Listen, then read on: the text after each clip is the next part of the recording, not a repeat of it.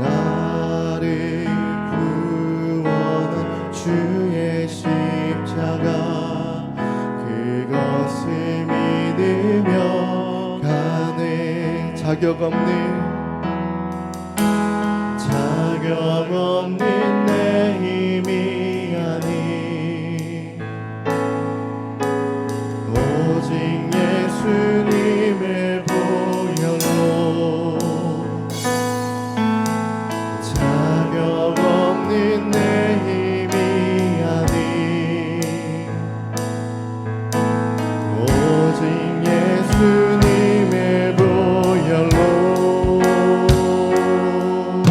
십자가의 보혈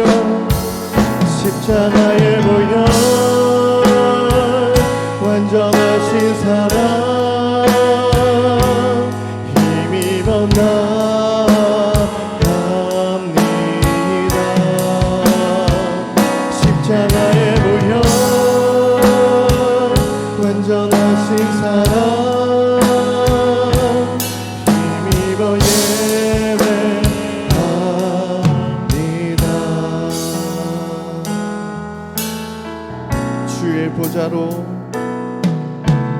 주의 보좌로 나아갈 나 여전히 부족하다. 나를 품으신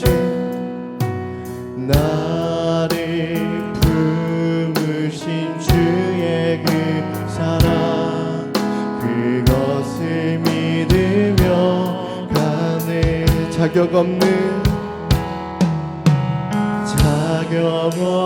내 힘이 아니 오직 예수님의 보혈로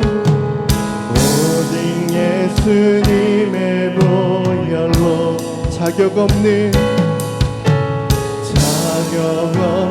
내 힘이 아니 오직 예수님의 보혈로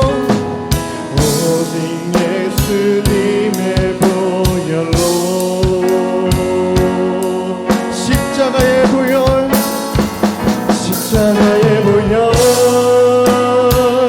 완전하신 사랑 힘입어 나갑니다.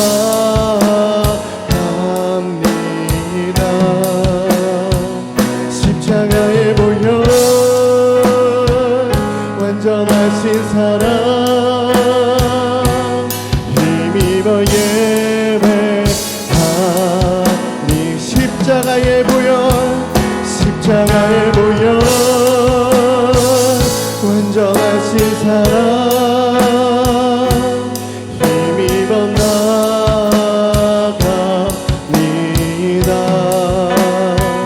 십자가의 보혈 완전하신 사랑 힘입어 예배합니다.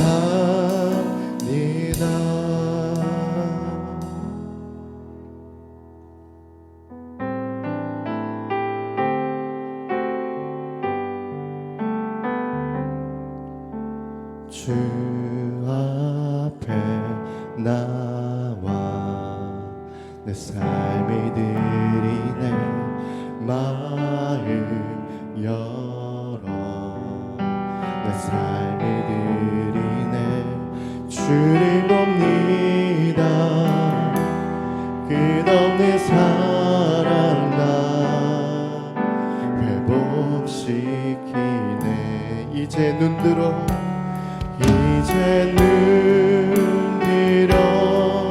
주 보내. 그 능력 날 새롭게 해.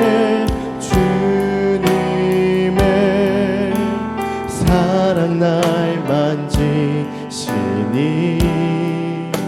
내 모든 두려움 사라지네. 폭풍 속에도 주 붙들고 믿음으로 주와 건네. 갈보리 언덕 넘어 그 어느 날 주 안에 온전케 되리. 주 앞에 나와 주 앞에 나와 내 삶이 드리네. 마음 열어 내 삶이 드리네. 주를 봅니다. 끝없는 사랑 나 회복시키네. 이제 눈들어 이제 눈들어 주 보내. 그 능력 날 새롭게 해. 주님의 사랑 날 만지시니 내 모든 두려움 사라지네. 폭풍 속에도 주 붙들고 믿음으로 주와 건네. 갈보리 언덕 넘어 그 어느 날 주 안에 온전케 되리. 주 앞에 나와 주 앞에 나와 내 삶이 드리네. 마음 열어 내 삶이 드리네. 주를 봅니다. 끝없는 사랑 나 회복시키네. 우리 다시 한번 주 앞에 나와 주 앞에 내 삶을 드리네. 마음 열어 내 삶을 드리. 주를 봅니다. 끝없는 사랑 나 회복시키네. 이제 눈들어 이제 눈들어 주 보내. 그 능력 날 새롭게 해. 주님의 사랑 날 만지시니 내 모든 두려움 사라지네. 폭풍 속에도 주 붙들고 믿음으로 주와 건네. 갈보리 언덕 넘어 그 어느 날 주 안에 온전케 돼. 이제 눈들어 이제 눈들어 주 보내.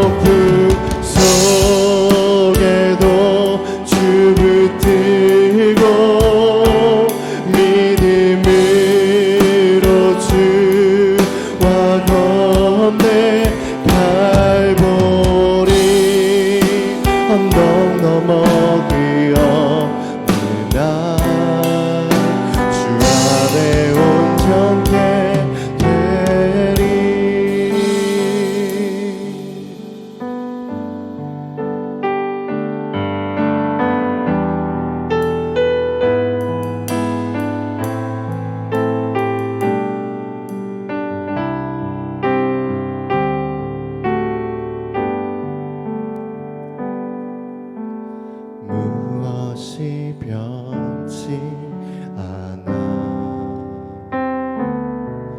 내 소망이 되며 무엇이 한결 같아. 내 삶을 품으리. 그 누가 날 만족해 내 영이시며 그 누굴 기다려 내 영이 기쁘리.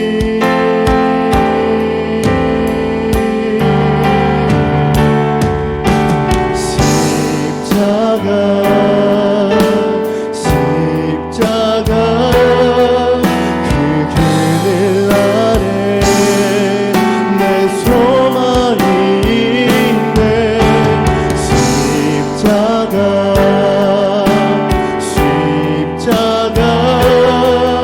그 그늘 아래 내 생명이 있네. 무엇이 변치 않아. 무엇이 변치 않아. 내 소망이 되며 무엇이 한결 같아. 내 삶을 품으리. 그 누가 날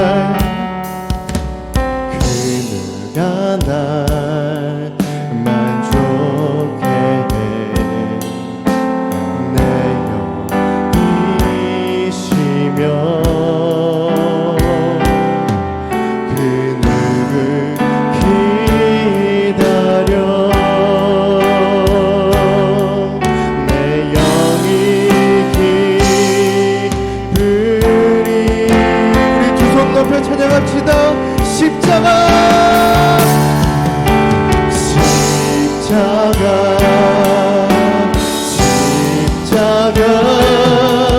그 그늘 아래 내 소망이 있네.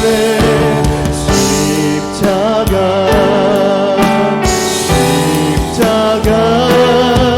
그 그늘 아래 내 생명이 있네. 십자가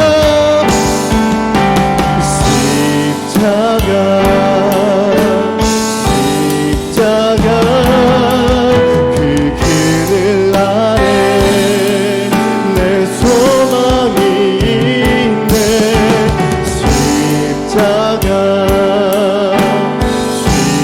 십자가 그 그늘 아래 내 생명이 있네.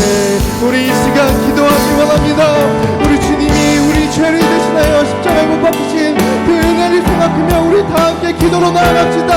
주여, 주님 우리를 사랑하시고 우리의 피를 흘려주셨습니다. 우리의 죄를 대신하여 주신 우리 주님의 그 큰 은혜를 생각하여 우리 이 시간 주님을 만나기 원합니다. 우리 이 시간 주님이 깊이 만나고 사랑하며 우리 주님의 베푸신 은혜를 생각하며 주님의 사랑을 생각하며 이 시간 주님의 깊은 묵상으로 나아가갑니다. 우리 다 함께 기도하며 주님을 만나기 원합니다. 주님 우리 주님의 자리를 인도하여 주옵소서. 아버지 주여, 아버지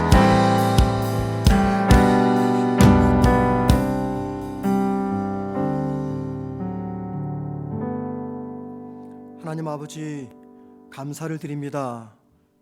2021년 고난주간을 맞이해서 저희들이 다른 무엇보다도 주님 가장 좋아하시는 주님 앞에 나와 기도하는 이 시간을 통해서 작은 부분 고난에 동참하게 하시니 감사를 드립니다. 하나님 아버지, 새벽 시간마다 주님의 말씀을 듣습니다. 주님 십자가 길 걸어가실 때 주님을 만났던 여러 사람들의 삶을 보면서 고난주간을 살아가는 우리 성도들이 어떤 믿음의 자세를 갖추어야 되는지 말씀을 통해 우리의 모습을 보고 있습니다. 사랑하는 주님, 믿는 자로서 세상을 살아가기가 많이 힘들고 어렵지만 앞서 걸어갔던 여러 사람들의 삶을 보면서 신앙의 장단점을 배우는 이 새벽 시간 되게 하옵소서. 특별히 직장 생활하며 또 가정에서 살림하는 가운데 몸도 마음도 피곤한 가운데 이 자리에 참석한 우리 모든 성도들을 주님 붙드셔서 주님께서 힘을 주시고 마음의 평안을 주시고 지치지 않도록 오늘 한날도 주의 은혜 가운데 보호하여 주옵소서. 이 부족한 종의 입술을 붙드셔서 정말 귀한 이 시간 쓸데없는 말 전하지 아니하고 살아있는 주님의 참된 말씀만 전하는 시간 되게 하옵소서. 가정에서도 조용히 홀로 이 예배에 참석한 우리 모든 사랑하는 성도들에게도 동일한 은혜 위로를 더하여 주옵소서. 예수님의 이름으로 기도드립니다. 아멘. 우리 하나님 말씀 함께 보시겠습니다. 누가복음 23장입니다. 누가복음 23장 1절에서 15절입니다. 신약성경 제 성경책으로는 137면입니다. 누가복음 23장 1절에서 15절, 좀 길지만 제가 읽도록 하겠습니다.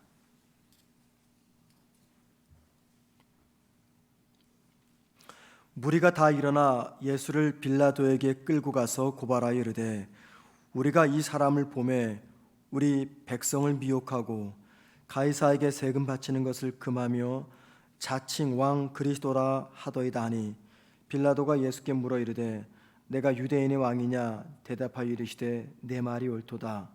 빌라도가 대제사장들과 무리에게 이르되 내가 보니 이 사람에게 죄가 없도다 하니 무리가 더욱 강하게 말하되 그가 온 유대에서 가르치고 갈릴리에서부터 시작하여 여기까지 와서 백성을 소동하게 하나이다.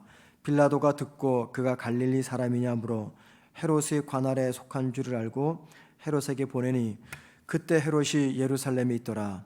헤롯이 예수를 보고 매우 기뻐하니 이는 그의 소문을 들었으므로 보고자 한지 오래였고 또한 무엇이나 이적 행하심을 볼까 바라던 연고라라. 여러 말로 물으나 아무 말도 대답하지 아니하시니 대제사장들과 서기관들이 서서 힘써 고발하더라.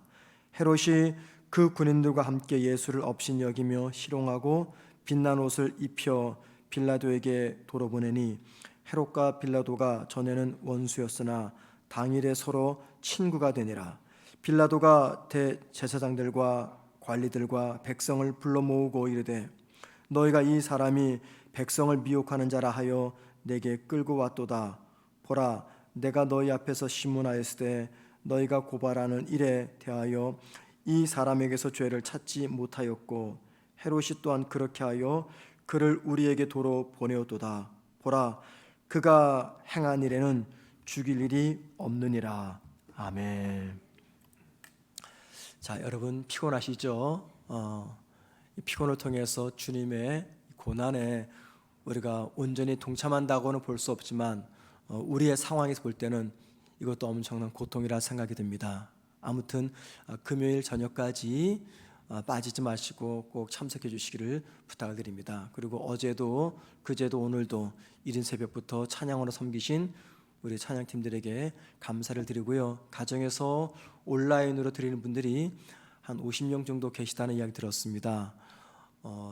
예배가 끝나자마자 기도 중단하고 다 빠져나가지 마시고 말씀이 끝난 뒤에 잠시라도 그 자리에서 기도하시다가 마치시기를 부탁을 드립니다. 그리고 오늘 본당에 참석하신 여러분들도 특별히 직장 때문에 빨리 댁으로 돌아가지 않으시면요 말씀이 끝나고 좀 오래간만에 새벽 예배 나오셨으니까 충분히 기도하시고 그동안 기도하고 싶었는데 내가 기도 못하고 남들에게만 부탁했던 기도 제목 가지고 조금 시간이 걸리더라도 기도하시다가 돌아가시기를 부탁을 드립니다.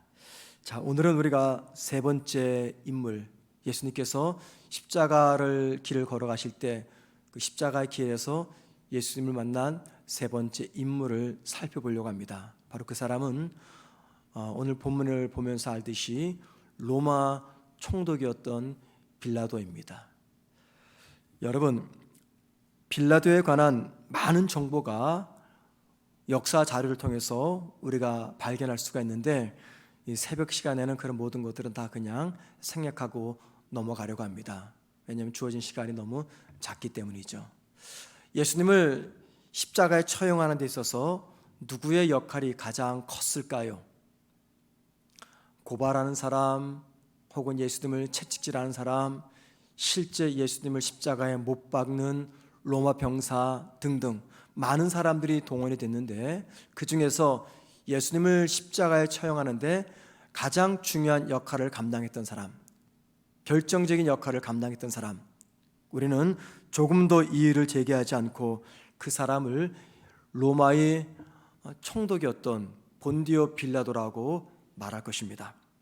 본디오 빌라도는 로마 총독으로서 유대 지역에서 로마의 권력과 통치를 대표하는 사람이었습니다. 자, 그래서 유대 땅에서는요, 빌라도의 허락 없이는 그 누구도 아무것도 할 수가 없었습니다.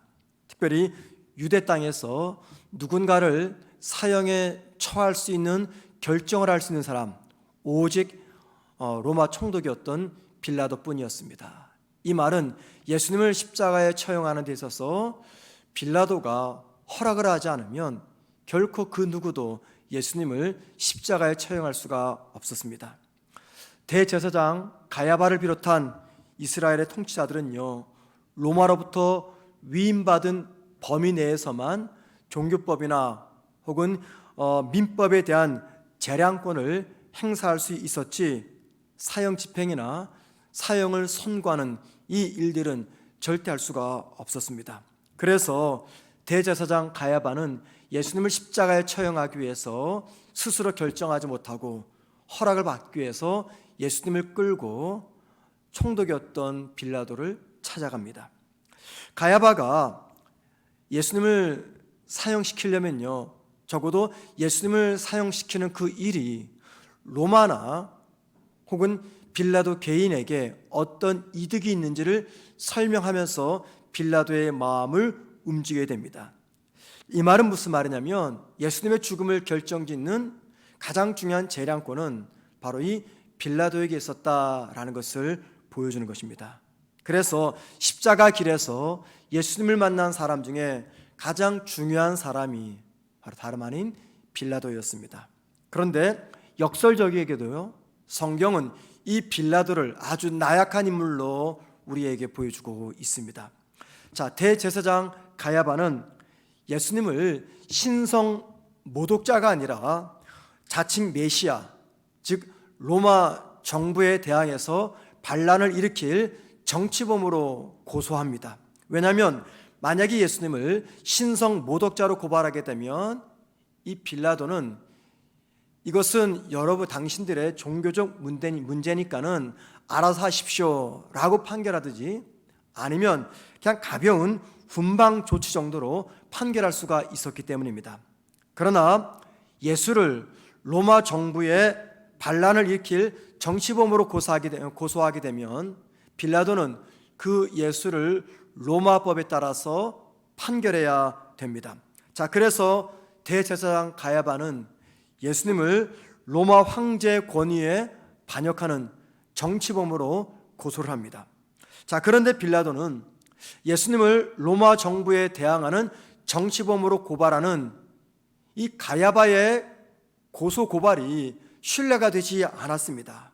왜냐하면 빌라도의 눈에 비친 예수님의 모습은 로마 제국에 반역할 반란군의 지도자로서 보이지는 않았기 때문입니다. 그래서 로마 총독 가야바는 빌라도는 가야바의 이 고소 내용에 동의할 수가 없었던 것이죠. 자, 그러자 가야바는 빌라도에게 이렇게 말합니다. 요한복음 19장 12절, 이 사람을 놓으면 가이사의 충신이 아니이다 라고 말합니다. 이 사람, 즉 예수를 그냥 풀어주면 당신은 가이사, 로마 황제죠, 로마 황제의 충신이 아닙니다 라고 말합니다.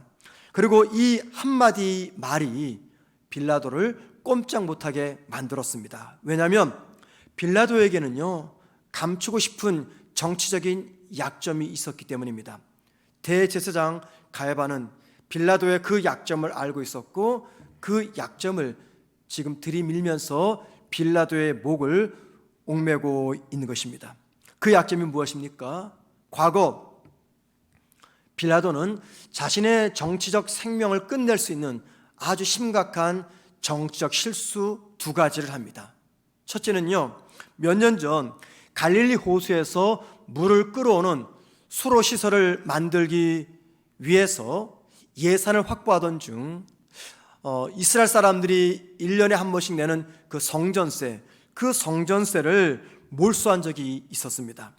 왜냐하면 빌라도는 생각하기를 수로 시설을 만드는 것은 이스라엘 사람들을 위한 것이니까 당연히 그 자금은 이스라엘 사람들이 제공해야 된다라고 믿었던 거죠. 그래서 이스라엘 사람들이 냈던 이 성전세를 모두 몰수한 적이 있었습니다. 그 이유는 빌라도는요, 이스라엘 사람들에게 성전 혹은 성전세가 어떤 위치에 있는지 몰랐기 때문이죠. 자, 그러자 성전을 중심으로 했던 수많은 종교 지도자들이 성전에 관한 헌금이나 자금은 하나님께 바쳐진 것이기 때문에 이것을 쓰려면은 반드시 최고 종교 지도자들의 모임이었던 산헤드린 공회에서 결정하고 지출해야 된다라고 하면서 반대를 한 것입니다. 자, 그러자 빌라도는 자신이 총독으로서 앞으로 어떻게 유대 사회를 이끌어갈지 본보기를 보여주기 위해서 로마 군인들을 보내가지고 잔인한 학살극을 벌이게 됩니다. 자, 그 후 유대 지도자들은요, 빌라도의 성급한 이 군사 작전을 로마 황제에게 보고하고 빌라도는 로마 황제로부터 심각한 경고를 받게 됩니다. 이것이 첫 번째 빌라도의 정치적 실수였습니다. 자, 그 이후에 두 번째 실수를 또 연발하게 되는데요, 그 빌라도는 손상된 자신의 권위를 회복하기 위해서 로마 군인들이 로마 황제였던 티베리스의 형상이 새겨진 방패를 사용하도록 명령을 내립니다.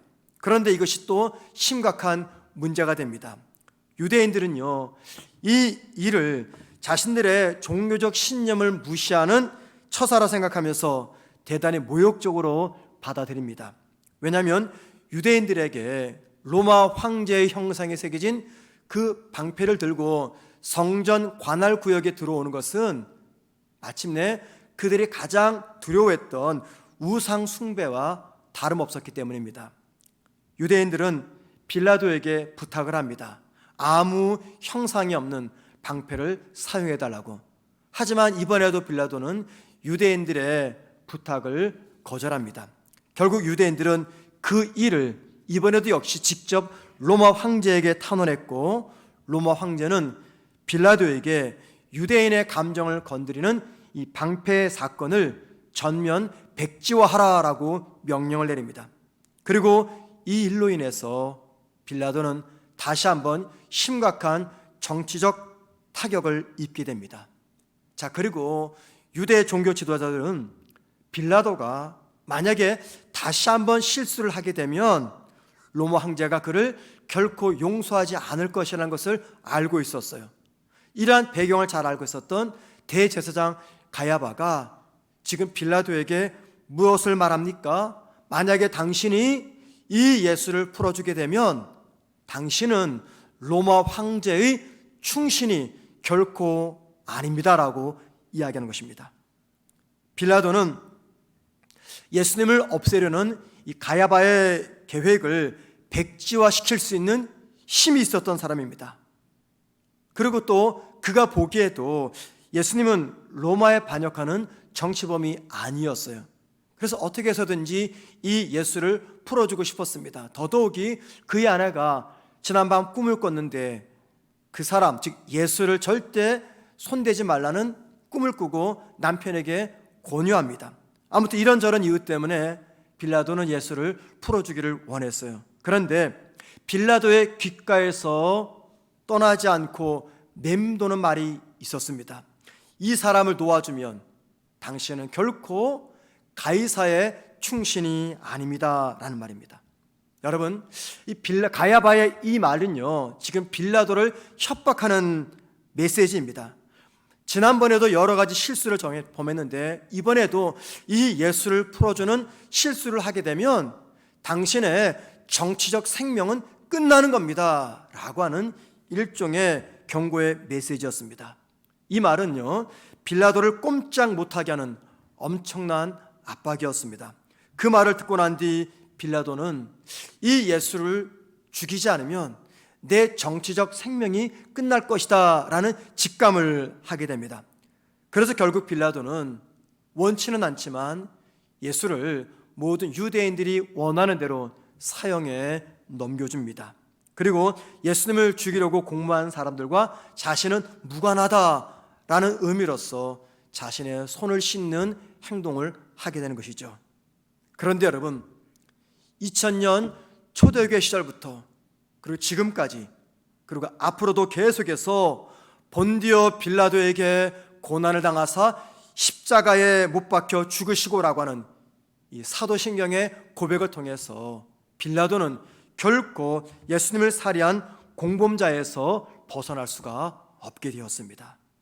빌라도는 진실과 진리를 알면서도 자신에게 주어질 불행이 두려워서 진실과 진리를 지켜낼 책임을 회피한 것입니다. 빌라도에게는요, 진실을 지킬 힘이 있었습니다. 예수를 지킬 힘이 있었습니다. 그런데 자신에게 주어질 보복이 두려워서 진리를 지킬 힘이 있음에도 불구하고 진리와 진실을 외면하고 말았던 것입니다. 정직하면은 대가가 필요했는데 빌라도는 그것들을 감당할 수가 없었던 것입니다. 자, 여러분, 이러한 빌라도의 이야기가 오늘 저와 여러분에게 어떤 믿음의 깨달음을 주고 있습니까? 진실과 진리 그리고 정직을 지켜내기 위해서 우리는 반드시 대가를, 희생을 지불해야 한다는 것입니다. 우리의 삶은요, 선택의 연속입니다. 자, 오늘 새벽만 하더라도 여러분, 새벽에 눈을 떴을 때 새벽 기도에 참석할까 말까, 아니면 잠을 잘까 고민하며 선택했습니다. 직장에서, 가정에서, 세상에서, 그리고 교회에서 우린 많은 선택을 하게 됩니다. 자, 여러분, 무엇인가를 선택할 때 그 선택하는 기준과 이유는 무엇입니까? 여러분들이 매일매일 무언가를 선택하죠.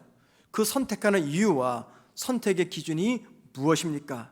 대부분은요, 그 선택의 이유와 기준은 이 일이, 이 선택이 나에게 유익한가라는 것입니다. 나의 유익을 먼저 생각하죠.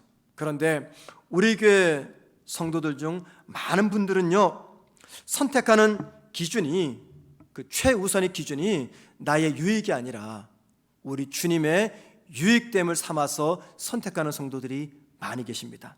하지만 어떤 분들은 무엇인가를 선택할 때 무엇이 옳은 선택이며 어떻게 선택하는 것이 주님이 기뻐하는 선택인가를 잘 알면서도 그 정답과 반대되는 선택을 하곤 합니다. 어떤 선택이 옳은 선택인지 잘못된 선택인지 몰라서 그렇게 하는 것이 아닙니다. 진실과 진리 그리고 정직을 알면서도 치러야 되는 대가가 두려워서 그 선택을 하지 못합니다. 치러야 되는 희생과 대가가 두렵기 때문에 가서는 안 될 길을 걸어가게 되고 해서는 안 되는 선택을 하게 됩니다. 사탄은 우리가 무엇인가를 선택할 때 우리 귀에다가 가야바의 속삭임을 들려줍니다.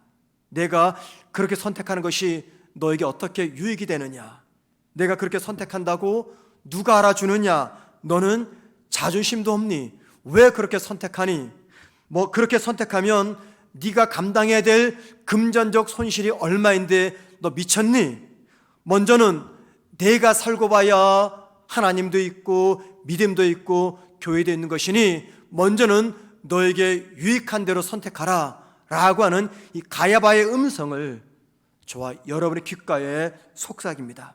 나부터 살고 봐야 믿음도 있고 교회도 있고 하나님도 있다는 이 가야바의 음성 때문에 우리는 주님이 아닌 세상을 선택하고 진실이 아닌 거짓을 선택할 때가 종종 있습니다. 여러분, 우리가 무엇인가를 선택할 때 두 가지를 꼭 기억했으면 좋겠습니다. 무언가를 내가 결정하고 선택할 때 두 가지. 첫째는요, 우리가 무엇인가를 선택할 때 그 선택의 그 자리에 우리 주님이 함께 계시다는 사실입니다. 내가 무언가를 결정하고 선택할 때 나 혼자만 있는 것이 아니라 바로 그 자리에 우리 주님 함께 계십니다. 두 번째, 이렇게 선택하는 것이 나에게 유익한가, 타인에게 유익한가, 그리고 주님에게 유익한가를 생각하십시오. 그리고 여러분, 나에게 유익한가를 선택하기보다도 타인에게 유익한 것을 선택하십시오. 타인에게 유익한 것을 선택하기보다도 궁극적으로 이것이 우리 주님에게 유익한가를 생각하면서 그 길을 선택하십시오. 여러분, 하나님의 유익을 위해서 나의 유익을 포기할 때 우리 하나님 결코 보고만 계시지 않습니다. 나의 유익을 내려놓고 하나님의 유익을 위한 길을 선택할 때 그 길을 선택하는 자에게 하나님은 절대 잊을 수 없는 평생 기억될 은혜를 우리 삶에 허락하십니다. 성도는 바로 그 선택의 결과로 주어지는 하나님의 은혜로 살아가는 사람들입니다. 저는 십자가의 길에서 주님을 만났던 로마 총독 이 빌라도를 생각하면서 이런 생각을 하게 되었습니다. 만약에 이 빌라도가 로마 총독의 위치가 아니라 일반 서민의 위치에 있었다면, 그랬다면 과연 주님을 제대로 만날 수 있었을까? 그런 생각을 해보았어요. 로마 총독보다도 일반 서민의 위치에서 주님을 만났다면 그런 갈등과 고민 없이 주님을 선택했을까? 이런 고민을 해보았어요. 어쩌면 총독의 자리에 있을 때보다도 일반 서민의 자리에 있었을 때 좀 더 쉽게 우리 주님을 선택했을지 모르겠습니다. 왜냐하면 이 총독의 자리가 보통의 자리가 아니기 때문입니다. 그래서 저는 총독의 자리에서 주님을 선택하지 못했던 이 빌라도를 어느 정도는 이해할 수가 있었을 것 같아요. 그런데 여러분, 저는 그렇게 생각하지만 그럼에도 불구하고 이런 상상은 절대 빌라도에게 면죄부를 주지는 못합니다. 왜냐하면 주님을 향한 성도의 믿음의 신실함은 그의 직업이 무엇이든 그의 신분이 무엇이든 그가 지금 어떤 상황에 놓여있든 관계없이 그런 상황과 신분과 환경에 의해서 영향을 받는 믿음이 아니기 때문입니다. 만약에 빌라도가 로마 총독이 아닌 일반 서민의 자리에 있다 하더라도 그는 분명히 주님이 아닌 세상의 길을 선택했을 것이고 그는 분명히 진실이 아닌 거짓을 선택했을 것입니다. 왜냐하면 여러분, 로마 총독의 자리에서 주님을 선택하지 못하면요, 일반 서민의 자리에서도 결코 주님을 선택하지 못하기 때문입니다. 종종 성도들에게 이제 좀 올해는 봉사 좀 하시죠 라고 부탁을 하면은 대부분 이런 말 합니다. 목사님, 너무너무 죄송한데요, 제가 올해는 섬길 상황이 되지 못합니다. 조금 상황이 나아지면 그때 하겠습니다. 조금 시간이 남으면 그때 하겠습니다 라고 답을 하십니다. 그분의 삶이 얼마나 바쁘고 힘들고 분주한가를 너무나 잘 알기 때문에 예, 그렇게 하시죠 라고 답을 하지만, 여러분, 과연 지금보다 상황이 나아지면 주님을 위해서 내가 섬길 수 있을까요? 기도 좀 하시죠 라고 말씀드리면 너무 바빠서 내가 지금 기도를 못합니다 라고 답을 하는데, 여러분, 분주함이 사라지고 시간의 여유가 있으면 기도의 자리로 나올 수 있을까요? 너무너무 바빠서 도무지 기도할 수 없는 가운데 기도하는 분들이요, 한가할 때 기도하는 것이지 바빠서 기도 못하는 분이 한가할 때 기도하는 거 절대 아닙니다. 여러분, 내 상황과 환경과 관계없이 기도 자리로 나오는 분들은요, 어떤 순간에도 이 일을 놓치지 않습니다. 우린 때때로 빌라도와 같은 형편에 놓일 때가 있어요. 나의 능력, 나의 시간, 그리고 내 삶 전체를 걸고 주님을 선택해야 될 때가 종종 찾아옵니다. 주님을 선택하게 되면 그동안 내가 지켜왔던 많은 것들을 잃어버릴 수도 있게 됩니다. 주님을 따르고 선택하기 위해서는 내가 치러야 될 대가가 생각보다 크기 때문에 주님도 선택하지 못하고 세상도 섬기지 못하는 이 중립적 위치에 설 때가 종종 있습니다.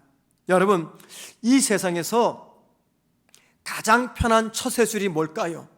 가장 편한 처세술, 그것은요, 이 편도 아니고 저 편도 아닌 중립적 위치에 서는 것입니다. 중립적 위치는요, 언제나 수월합니다. 그러나 믿음의 세계에서는 중립적 위치는 결코 존재하지 않습니다. 주님은 요한복음 3장 18절에서 믿음의 중립성에 서는 사람들에게 이렇게 경고의 말씀을 하십니다. 내가 이같이 미지근하여 뜨겁지도 아니하고 차지도 아니하니 내 입에서 너를 토하여 버리리라. 이 말이 무슨 말입니까? 미지근하여 차지도 않고 덥지도 않는 상태, 이게 바로 믿음의 중립적 위치입니다. 그런데 주님은 그 중립적 위치를 결코 용납하지 않는다고 말씀하십니다. 성도가 이 세상을 살아갈 때 정말 다양한 선택을 하면서 살아갑니다. 십자가의 예수 편에 설 것인지, 아니면 예수를 다시 한번 십자가에 처형할 것인지 선택합니다. 진실과 정직을 선택할 것인지, 아니면 이득과 거짓을 선택할 것인지, 선택의 기로에 설 때가 있습니다. 결코 그 중간에 어정쩡한 중립적 위치에 설 수가 없는 것입니다. 여러분, 지금 빌라도는요, 어정쩡한 중립적 위치에 서고 있습니다. 마음으로는 주님을 살리고 싶지만 겉으로는 주님을 살리면 자기가 죽기 때문에 어쩔 수 없이 예수님을 십자가에 내어 드립니다. 여러분, 이 빌라도가 가지고 있었던 치명적인 이 선택의 문제가 오늘 여호수아의 고백을 통해서 우리가 극복될 수가 있음을 보게 됩니다. 여호수아는 그 인생 마지막 말년 이스라엘 백성을 향해서 마지막 유언처럼 남겼던 말 속에서 결코 하나님 앞에서 중립적 위치에 서서는 안 된다고 이스라엘 사람들에게 권면합니다. 여호수아 24장 15절입니다. 한번 여러분 영의 귀를 여시고 잘 들어보시길 바랍니다. 만일 여호와를 섬기는 것이 너희에게 좋지 않게 보이거든 너희 조상들이 강 저쪽에서 섬기던 신들이든지 또는 너희가 거주하는 땅에 있는 아무리 족속의 신들이든지 너희가 섬길 자를 오늘 택하라. 오직 나와 내 집은 여호와를 섬기겠노라. 여러분, 무슨 말씀입니까? 선택의 기로에서 무엇을 선택할지 분명히 결정해라, 그 말입니다. 너희들은 우상을 섬긴다면 나는 결코 그러지 못하고 하나님 편에 서겠다라고 말씀하는 분명한 여호수아의 신앙 고백적 결단입니다. 오늘 저와 여러분에게 필요한 결단과 선택의 고백이 바로 이 여호수아의 결단입니다. 빌라도의 이야기를 통해서 우리에게 주는 이 교훈의 결론이 바로 이 여호수아의 말에 담겨져 있습니다.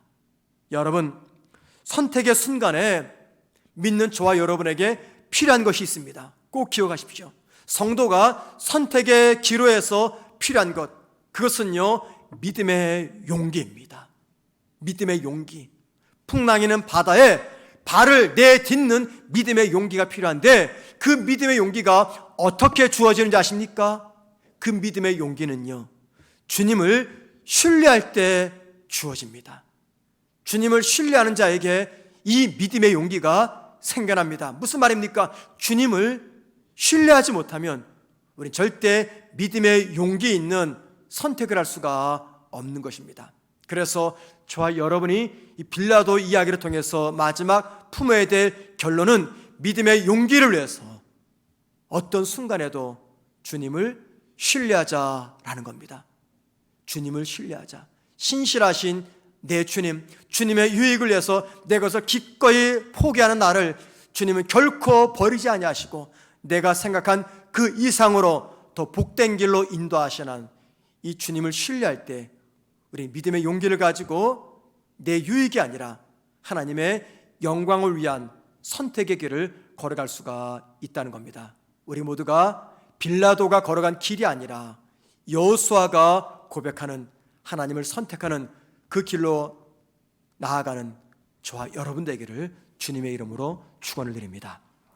기도하겠습니다.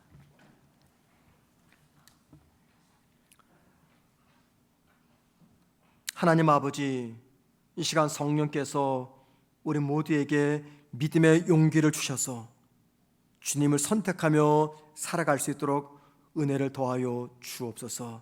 우리 앞에 놓여있는 크고 작은 선택의 기로에서 결코 중립적 위치에 서지 않도록 도와주시고 하나님을 신뢰함으로 믿음의 용기를 가지고 주님의 편을 선택하는 우리 모든 주의 성도들 되게 하옵소서. 예수님의 이름으로 기도드립니다. 아멘. 하늘에 계신 우리 아버지여, 이름이 거룩히 여김을 받으시오며 나라의 마옵시며 뜻이 하늘에서 이루어진 것 같이 땅에서도 이루어지리다. 오늘날 우리에게 일용할 양식을 주옵시고 우리가 우리에게 죄 지은 자를 사하여 준 것 같이 우리 죄를 사하여 주옵시고 우리를 시험에 들게 하지 마옵시며 다만 악에서 구하옵소서. 대개 나라와 권세와 영광이 아버지께 영원히 싸움나이다. 아멘. 우리 이 시간 함께 우리 기도하시겠습니다. 기도하실 때 내 삶의 모든 선택의 순간에 주님을 위한 선택이 우선되게 하옵소서. 기도하십시다. 주님이 우선되는 선택을 위해서 기도하시고요. 두 번째, 하나님을 선택하는 성도에게 허락하시는 하나님의 은혜를 온 성도들이, 우리 가족이 경험하게 해달라고 기도하십시다. 세 번째, 주일학교 다음 세대들이 오직 하나님만을 선택하며 섬기게 해달라고 기도하십시다. 이용모 이연아 선교사님의 파송이 은혜 가운데 이루어질 수 있도록 기도하시고요. 마지막으로 몸과 마음이 아픈 환우들을 치료해달라고 기도하신 다음에 자유롭게 개인 기도하시다가 돌아가시겠습니다. 기도하겠습니다.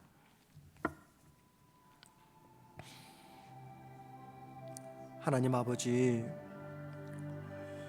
빌립보의 선택의 모습을 보면서 오늘 내가 믿음의 도전을 받습니다. 하나님, 삶의 모든 선택의 순간에 주님을 위한 선택이 우선되게 하옵소서. 음악 소리를 좀 크게 부탁드립니다. 하나님을 선택하는 모든 성도에 걸어가시는 하나님의 은혜를 우리 성도들이 경험하게 하옵소서. 하나님, 나의 유익이 아닌 하나님의 유익을 위한 선택의 자리에 설 수 있도록 믿음의 견고함을 주시고 믿음의 용기를 주시고 하나님을 신뢰하는 믿음을 허락하여 주옵소서. 하나님, 우리 교회 주일학교 다음 세대들이 오직 하나님만을 선택할 수 있는 믿음의 용기를 허락하여 주옵소서. 우리 자녀들 앞날에 많은 선택의 순간이 놓여지고 선택의 기로에 서게 될 때 하나님을 선택하는 은혜를 허락하여 주옵소서. 이용모 이연아 선교사님의 파송이 은혜 중에 이루어지게 하옵시며 몸과 마음이 아픈 환우들을 주님께서 치료하여 주시옵소서. 오늘도 육체의 질병으로 고생하는 성도들, 마음이 아파 힘들어하는 성도들에게 하나님 치료의 은혜를 더하여 주시옵소서. 영광을 받아 주시기를 원합니다.